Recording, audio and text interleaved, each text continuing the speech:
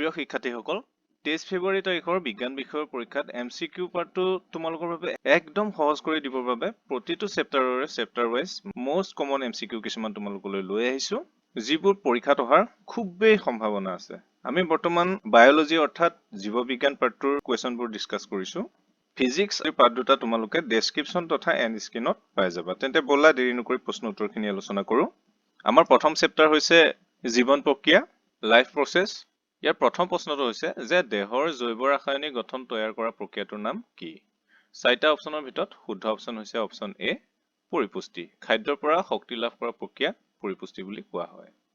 Next question 2 আমাৰ লালটিত থকা উৎসেচকটো কোৱা হয় বেছ চাৰিটা অপচনৰ ভিতৰত শুদ্ধ অপচন হৈছে অপচন এ এমাইলেজ আমাৰ লালটিত এমাইলেজ নামৰ উৎসেচক এবিধ পোৱা যায় কোৱেশ্চন নম্বৰ 3 স্বপোষী উদ্ভিদে কাৰ্বন আৰু শক্তিৰ প্ৰয়োজনীয়তা পৰিপূৰণ কৰা প্ৰক্ৰিয়াটোৰ নাম হ'ল চাৰিটা অপচনৰ ভিতৰত শুদ্ধ অপচন হৈছে অপচন এ সালোক সংশ্লেষণ প্ৰক্ৰিয়াৰ জৰিয়তে উদ্ভিদে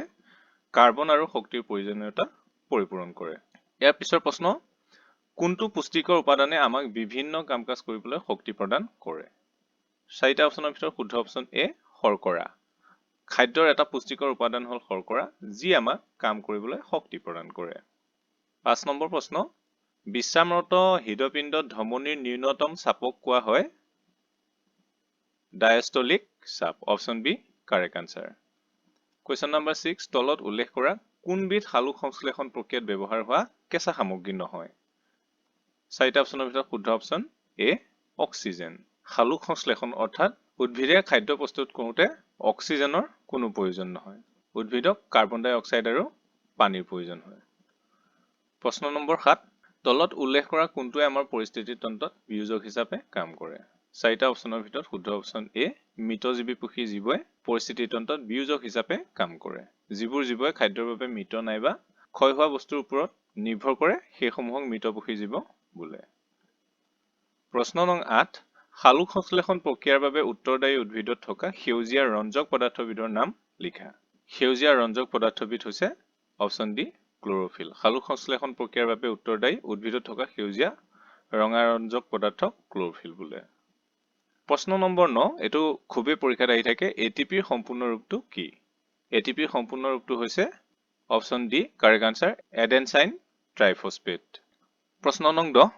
কোনটো খাদ্যপ্ৰাণ প্ৰাণীত দ্ৰৱণীয় খাদ্যপ্ৰাণ মানে হৈছে ভিটামিন চাৰিটা অপচনৰ ভিতৰত কাৰেক্ট অপচন হৈছে অপচন বি খাদ্যপ্ৰাণ চি ভিটামিন চি হৈছে পানীত দ্ৰৱণীয় প্ৰশ্ন নং 11 তলত উল্লেখ কৰা কোনটো বায়বীয় আৰু অবায়বীয় জীৱৰ উভয়ৰে বাবে প্ৰাৰম্ভিক পদক্ষেপ গ্লুকোজ বিভংগন হৈছে বায়বীয় আৰু অবায়বীয় জীৱৰ উভয়ৰে বাবে প্ৰাৰম্ভিক পদক্ষেপ অপচন এ কাৰেক্ট আনসাৰ প্ৰশ্ন নং 12 মধ্যছেদাৰ কাম হ'ল অপচন এ হাঁওফাঁওৰ সংকোচন আৰু প্ৰসাৰণ নিয়ন্ত্ৰণ কৰা অৰ্থাৎ মধ্যছেদাই হাঁওফাঁওক বায়ুৰ অন্তঃশ্বসন আৰু বহিঃশ্বসনৰ ক্ষেত্ৰত সহায় কৰে প্ৰশ্ন নং 13 তলত উল্লেখ কৰা কোনটো মানুহৰ সংবহন তন্ত্ৰৰ অংগ নহয় চাৰিটা অপচনৰ ভিতৰত কাৰেক্ট আনসাৰ হৈছে অপচন ডি প্লাজমা এটা মানৱ দেহৰ সংবহন তন্ত্ৰত থকা বিভিন্ন অংগসমূহনো কি সেইসমূহ হৈছে হৃদপিণ্ড ধমনী আৰু কেশিকা 14 নম্বৰ প্ৰশ্ন জাইলেমৰ কাম কি জাইলেমৰ কাম হৈছে পানীৰ পৰিবহণ কৰা অপচন বি কাৰেক্ট আনসাৰ প্ৰশ্ন নং 15 দেহৰ পৰা বিষাক্ত বৰ্জ্য পদাৰ্থ আঁতৰোৱা প্ৰক্ৰিয়াটোৰ নাম লিখা সেইটো হৈছে ৰেচন প্ৰক্ৰিয়া ৰেচন প্ৰক্ৰিয়াৰ জৰিয়তে উদ্ভিদ আৰু জীৱ উভয়ে আৱৰ্জনীয় বা বৰ্জ্য পদাৰ্থবিলাক দেহৰ পৰা বাহিৰলৈ উলিয়াই দিয়ে 16 নম্বৰ প্ৰশ্ন প্ৰতিটো বৃক্কই ডেছ নামৰ বৃহৎ সংখ্যক ৰেচন অংগীয় এককেৰে গঠিত চাৰিটা অপচনৰ ভিতৰত শুদ্ধ অপচন সি নেফ্ৰন নেফ্ৰনৰ শেষ প্ৰান্তত এখন কাপৰ আকাৰৰ মোনা থাকে যাক ব্ৰমেন কেপচুল বুলিও কোৱা হয় ইয়াৰ পিছৰ চেপ্টাৰ হৈছে নিয়ন্ত্ৰণ আৰু সমন্বয় প্ৰশ্ন নম্বৰ 1 দুটা স্নায়ু কোষৰ মাজৰ শূন্য ঠাইখিনিক বোলা হয় ডেছ ইয়াৰ শুদ্ধ অপচন হৈছে অপচন বি সাইনেপছ বোলা হয় প্ৰশ্ন নম্বৰ 2 তলৰ কোনটো এবিধ উদ্ভিদ হৰমন চাৰিটা অপচনৰ ভিতৰত শুদ্ধ অপচন ডি সাইটোকাইনিন উদ্ভিদৰ নিয়ন্ত্ৰণ আৰু সমন্বয় উদ্ভিদ হৰমনৰ দ্বাৰা হয় উদাহৰণস্বৰূপে অক্সিন গিবেৰেলিন সাইটোকাইনিন আৰু এবি প্ৰশ্ন নম্বৰ 3 বিশেষ কোষেৰে গঠন হোৱা স্নায়ুতন্ত্ৰক কোৱা হয় স্নায়ু কোষ অপচন সি কাৰেক্ট আনসাৰ স্নায়ু কোষ স্নায়ুতন্ত্ৰ গঠন কৰা দীৰ্ঘতম কোষ প্ৰিয় ছাত্ৰ ছাত্ৰীসকল আগলৈও এনে ধৰণৰ বিভিন্ন পৰীক্ষা সম্পৰ্কীয় আপডেটবোৰ পাই থাকিবলৈ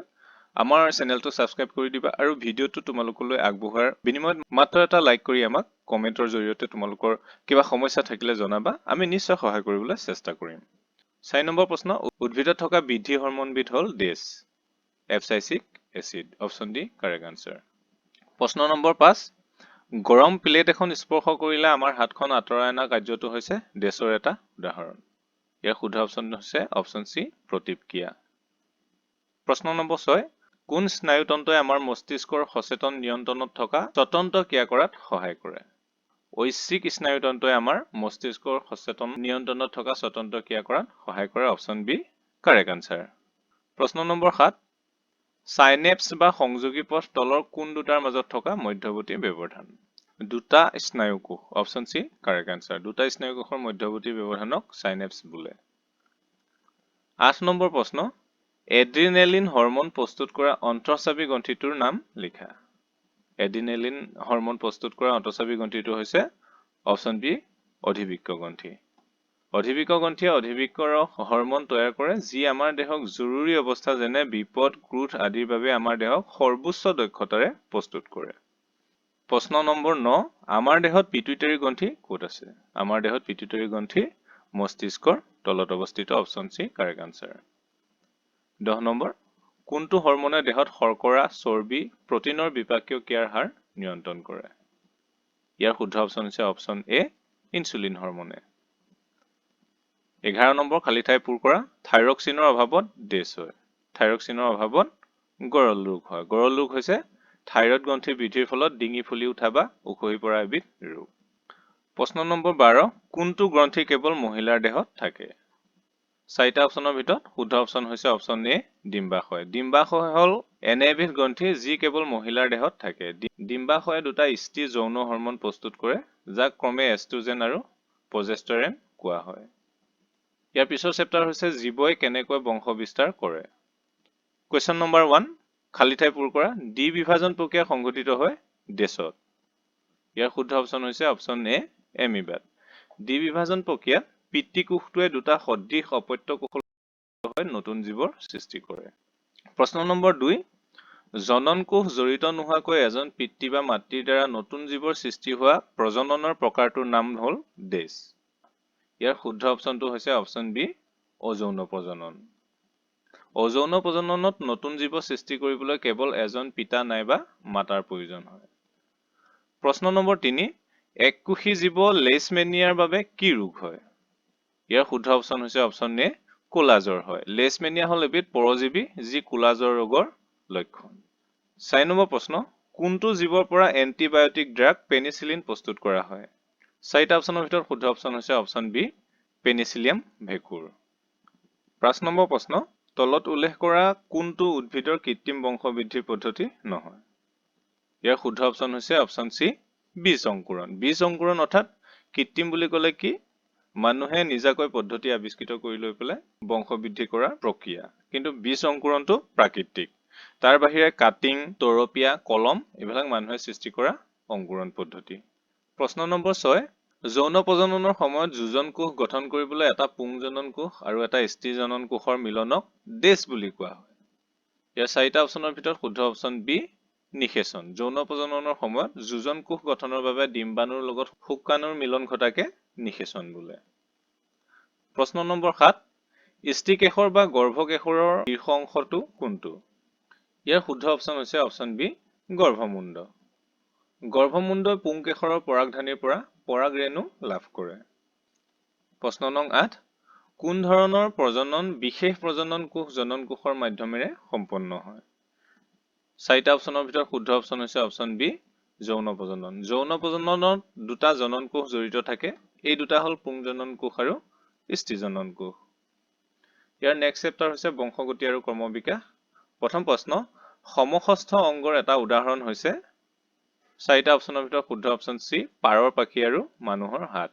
কাৰণ যিবোৰ অংগৰ প্ৰাথমিক গঠন একে কিন্তু ভিন্ন কাম কৰে তাক সমষস্থ অংগ বুলি কোৱা হয় উদাহৰণ স্বৰূপে পাৰৰ পাখি আৰু মানুহৰ হাত দ্বিতীয়তে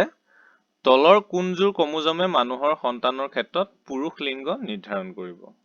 চাৰিটা অপচনৰ ভিতৰত শুদ্ধ অপচন বি XY ক্ৰমোজমে এজন পুৰুষৰ এডাল X ক্ৰমোজম আৰু এডাল Y ক্ৰমোজম থাকে। প্ৰশ্ন নম্বৰ 3 জিন কঢ়িয়াই লৈ থকা ডিএনএৰ পৰা গঠিত কোষৰ নিউক্লিয়াছত সূতাৰ দৰে যি বস্তু দেখিবলৈ পোৱা যায় তাৰ নাম কি? ইয়াৰ শুদ্ধ অপচন হৈছে অপচন সি ক্ৰোমোজোম আৰু ডিএনএৰ ফুল মিনিং হৈছে ডিঅক্সিৰিবনিউক্লিক এচিড। প্ৰশ্ন নম্বৰ 4 বেলেগ বেলেগ প্ৰকাৰৰ উদ্ভিদক লগ লগোৱাৰ পাছত হোৱা নতুন উদ্ভিদক আমি কি বুলি কওঁ? এটোতো আমি সকলোৱে জানো, ইয়াক অপচন এ সংকৰ বুলি কওঁ। সংকৰক ইংৰাজীত ক্ৰছবিট বুলিও কোৱা হয়। ক্ৰছবিট হ'ল বেলেগ বেলেগ বংশ, প্ৰকাৰ, প্ৰজাতি ইত্যাদিৰ দুটা জীৱৰ বৈশিষ্ট্যক যুক্ত কৰা। প্ৰশ্ন নম্বৰ 5 বামন হোৱাৰ দমিত লক্ষণক মেণ্ডেলে কি বুলি কৈছিলে? বামন হোৱাৰ দমিত লক্ষণক মেণ্ডেলে অপ্ৰভাৱী লক্ষণ বুলি কৈছিল। Option C correct answer. প্ৰশ্ন নম্বৰ 6 এটা হালধীয়া আৰু ঘূৰণীয়া মটৰ মাহৰ বীজ আৰু আন এটা সেউজীয়া আৰু লেৰেলি যোৱা মটৰ মাহৰ বীজ সংকৰিত কৰিলে উদ্ভিদৰ F2 প্ৰজন্মত পোৱা অনুপাতটো হ'ব option C correct answer 9:3:3:1। Question number 7 যদি ওখ কেপিটেল টি আৰু চাপৰ স্মল টি প্ৰজন্মৰ উদ্ভিদৰ মাজত সংকৰিত কৰা হয় তেন্তে পৰৱৰ্তী প্ৰজন্মত কোনটো প্ৰকাৰৰ উদ্ভিদ লাভ কৰা যাব? চাৰিটা অপচনৰ ভিতৰত শুদ্ধ অপচন হৈছে অপচন বি কেৱল ওখ উদ্ভিদ লাভ কৰা যাব। 8 নম্বৰ প্ৰশ্ন কোনো এন্দুৰৰ নেজডাল কাটা থাকিলে সেয়া কোন প্ৰকাৰ লক্ষণৰ উদাহৰণ হয়? এন্দুৰৰ নেজডাল কাটা থাকিলে সেয়া আৰ্জিত লক্ষণৰ উদাহৰণ হয়। যেনে অৰ্জন কৰা বৈশিষ্ট্যক বংশধৰক দিব পৰা নাযায়। যেনে এন্দুৰ এটা কটা নেজ হ'ল অৰ্জন কৰা বৈশিষ্ট্যৰ উদাহৰণ কিয়নো এন্দুৰৰ এই কটা নেজ তাৰ প্ৰজনন কোষত থকা জিনসমূহক সলনি নকৰে। 9 নম্বৰ প্ৰশ্ন কোনে তেওঁৰ বিখ্যাত গ্ৰন্থ দি অৰিজিন অফ স্পিচিছ গ্ৰন্থত ক্ৰম বিকাশৰ তত্ত্ব প্ৰকাশ কৰিছিল? ইয়াৰ শুদ্ধ অপচন হৈছে অপচন ডি ডাৰউইনে। প্ৰশ্ন নম্বৰ 10 ক্ৰম বিকাশৰ চৰ্ত অনুসৰি কাৰ লগত মানুহৰ অধিক মিল দেখা যায়?